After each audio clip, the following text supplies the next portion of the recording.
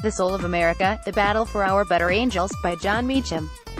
Random House, 416 pp. $30. Historian and journalist Jon Meacham has written biographies of, among others, George H.W.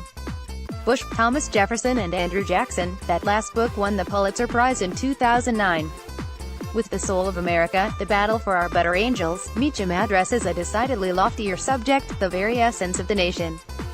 He does so by documenting the words and actions of presidents and other historical figures who helped shape the nation's culture and politics to make the United States into the country it is today. Meacham's book arrives at a time when much about the American political system seems broken. People are angry, ambivalent, anxious.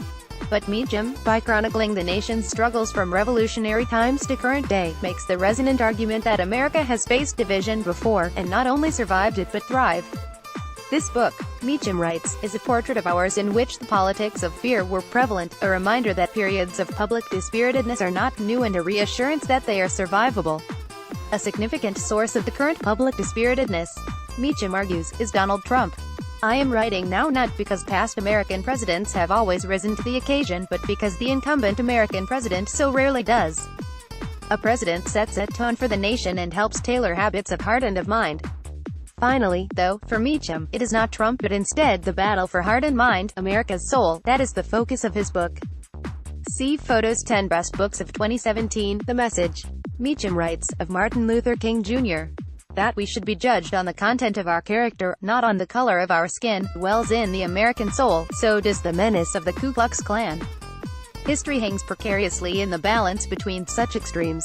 America's greatness, Meacham believes, lies in the fact that, what Lincoln called, the better angels of our nature, have prevailed just often enough to keep the national enterprise alive.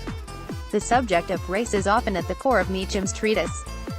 Documents the start of America's original moral dilemma by noting that in 1619, during the colonial period long before the nation was formed, a Dutch man of war brought about 20 captive Africans, niggers, to Virginia, the first chapter in the saga of American slavery. That saga would produce the Civil War, the transcendent presidency of Abraham Lincoln, if slavery is not wrong, nothing is wrong, the Emancipation Proclamation, and the Gettysburg Address, Lincoln's stirring 272-word speech that prompted Frederick Douglass to describe it as a sacred effort. A Union victory did not resolve racial matters.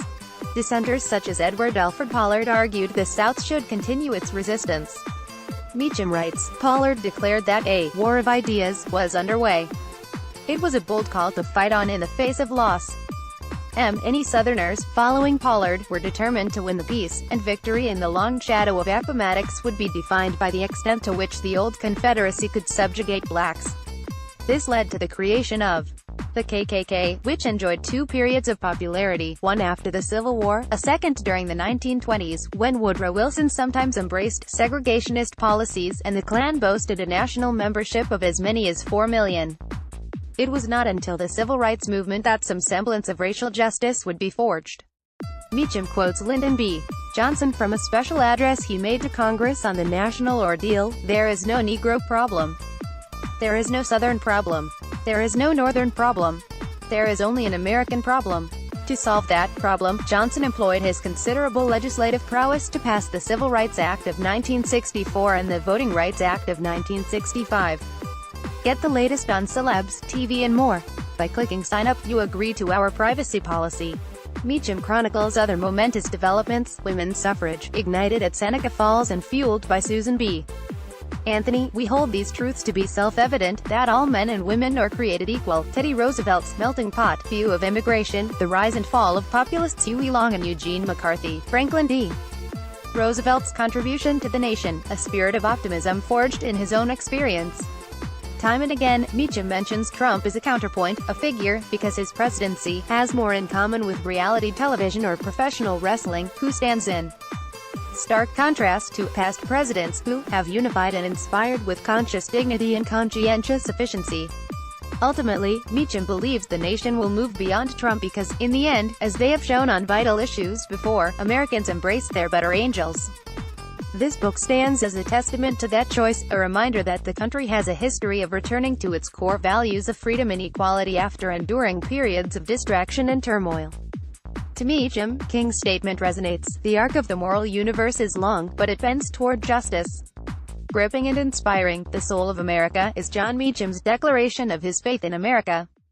He concludes with a quote from Lincoln meant to bolster the discouraged in a time of concern: "The nation is worth fighting for, to secure such an inestimable jewel."